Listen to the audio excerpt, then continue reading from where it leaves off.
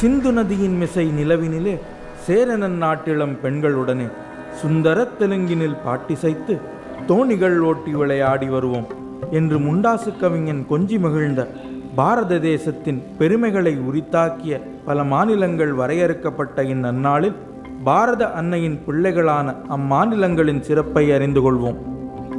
வெள்ளிப்பனிமலையின் அடிவாரத்தில் ஜீலம், ஜெனாப், தவி போன்ற அழகிய நதிகள் பாயும் பூலோக சொர்க்கம் என்று அழைக்கப்படும் ஜம்மு மற்றும் காஷ்மீரில் தால் ஏரியில் மிதந்து செல்லும் ஷிகாரா படகுகளும் தால் ஏரியில் மிதந்து செல்லும் வியாபார சந்தையும் முகலாய தோட்டங்களின் எழிலும் கண்களை கவரும். உலக புகழ்பெற்ற பாஷ்மினா மற்றும் கனி சால்வைகளின் மென்மையும் வால்நட் மர செதுக்கல்களின் நேர்த்தியும் கலம்தான் என்று அழைக்கப்படும் காகிதத்தால் ஆன கைவினைப் பொருட்களின் வண்ணங்களும் இம்மாநிலத்தின் தனித்துவத்தை பறைசாற்றும். பனிபடர்ந்த மலைகளும் பசுமையான பள்ளத்தாக்குகளும் குங்குமப்பூ வயல்களும் பூத்துக்குலுங்கும் வண்ணமிகு ரோஜாக்களின் வாசமும் நிறைந்த இந்த அழகிய பிரதேசம் பாரத தேசத்தின் திலகம். பாரத தேசத்தில் ஒளிரும் ஓர் வைரம்.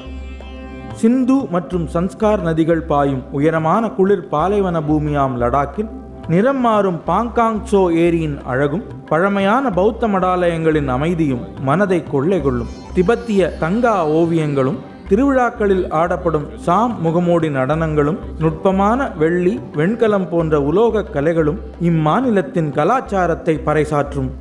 குளிர்காலத்தில் உறைந்த நதிப்பாதையான சாதார் ட்ரெக் போன்ற சாகசங்களும் காந்தமலை போன்ற அதிசயங்களும்